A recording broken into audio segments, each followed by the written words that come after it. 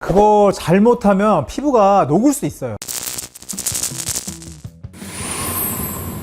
안녕하세요. 예뻐지는 지름길을 알려주는 용화의사 닥터드래곤의 퓨처치트키 이용훈입니다. 기미에 베이킹소다와 식초를 섞어 발랐더니 기미가 없어졌다, 여드름에 치약을 발랐더니 여드름이 쏙 들어갔다 등등 피부 관리에 관심이 있으신 분들이라면 유튜브나 SNS상에서 이런 영상들을 한 번쯤은 보셨을 것 같은데요. 그런데 이러한 민간요법들 정말 증상을 개선하는데 효과가 있을까요? 또 과연 피부에 이게 정말 안전한 방법들이긴 한 건지, 이 오늘 영상에서는 유튜브와 SNS에서 떠도는 피부 관리 민간요법에 대해서 알아보는 시간을 갖도록 할게요. 첫 번째로 살펴볼 민간요법은 베이킹소다에 식초를 섞어 바르면 기미가 없어진다는 내용인데요. 근데 이 방법은 효과를 떠나서 절대로 하지 말라고 말씀드리고 싶어요. 이 베이킹소다는 강한 알칼리성, 그리고 식초는 강한 산성을 띠는 물질인데, 이 둘을 섞어서 피부에 막 바르면은 피부에 강한 자극을 줄 수가 있거든요. 뿐만 아니라 식초의 산성분이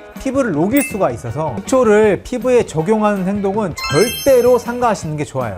그리고 이 방법 사용 후 실제로 기미가 좋아졌다고 하시는 분들이 있는데, 아마 식초의 산성분에 피부 각질층이 녹으면서 잠깐 피부톤이 환해져서 그런 것 같아요. 그리고 기미는 단순히 표피의 문제가 아니라 피부 속 기피의 진피의 문제라고 할 수 있어요. 표피를 녹인다고 해서 근본적으로 기미가 없어지지는 않는 거죠. 그러니까 효과도 불분명한 이 방법을 피부를 얇게 만들고 염증 후 색소 침착까지 유발할 수 있는 위험을 감수하면서까지 굳이 하시지 말라고 조언드리고 싶어요.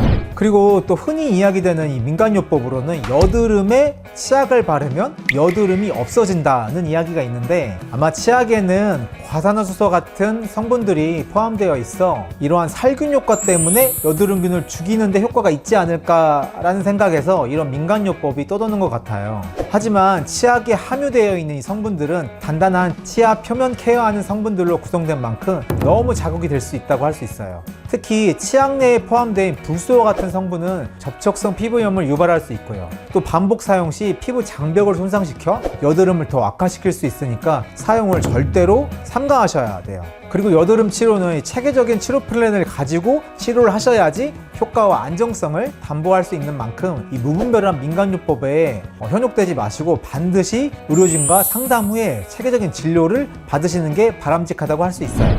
그리고 쥐젖 제거에 식초와 밀가루를 섞어 바르면 좋다는 민간요법도 유튜브 상에서 상당히 인기를 끌고 있는데요. 기미엔 베이킹소다, 식초와 마찬가지로 이 역시 강한 산성인 식초가 피부에 매우 자극이 될 수 있기 때문에 절대로 삼가하시길 조언드려요. 이 방법으로 쥐젖이 제거되는 이유는 식초의 산성분이 쥐젖 조직을 녹이기 때문인데, 이 과정에서 쥐젖뿐만 아니라 이 주변 조직의 화학적인 손상이나 심하면 복구하기 어려운 흉터를 남길 수도 있어요. 그리고 쥐젖은 레이저 시술을 통해 비교적 쉽게 비싸지 않는 비용으로 제거할 수 있는 병변 중 하나인 만큼 그렇게 큰 모험을 굳이 하실 필요 없이 가까운 병원에 가셔서 제거하시길 추천드려요. 이 방법은 실제로 저희 어머님 세대에도 상당히 유행했던 민간요법 같은데요. 우유로 세안을 하면 피부도 보들보들해지고 하얘진다는 민간요법인데요. 이거는 나름 일리가 있을 수는 있어요. 우유 속에 락틱애시드라는 성분이 각질 제거에 도움을 줘서 피부 위의 묵은 각질을 제거해서 피부를 부드럽게 만들어주고 잠시 피부가 하얘진 것 같은 느낌을 줄 수가 있거든요. 다만 우유 세안 후에 잔여물을 충분히 씻어내지 않으면 우유의 단백질과 지방 성분이 모공을 막아서 트러블을 유발할 수 있을 뿐만 아니라 또 피부에 자극을 줄 수가 있어요. 따라서 우유 세안을 하실 경우에는 반드시 세안 후 깨끗하게 헹궈주시고, 또 너무 자주 해서 피부에 자극을 주는 행위는 절대로 삼가하실 것을 권장드려요. 우유 세안에 이어 이 방법도 매우 유명한 민간요법 중에 하나죠. 쌀뜨물 세안을 하며 피부 미백에 효과가 좋다라는 민간요법인데요. 실제로 쌀뜨물에는 비타민 B와 미네랄 성분이 포함되어 있어 피부 진정과 보습에 도움을 줄 수 있어요.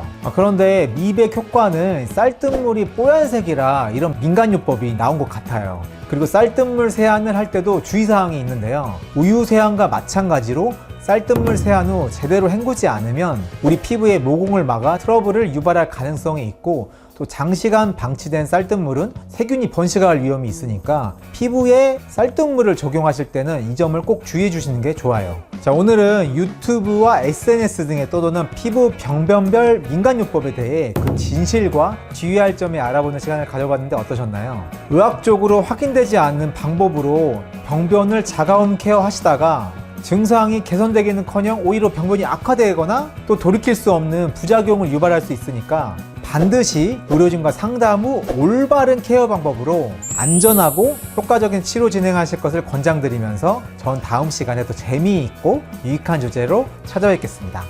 또 봐요.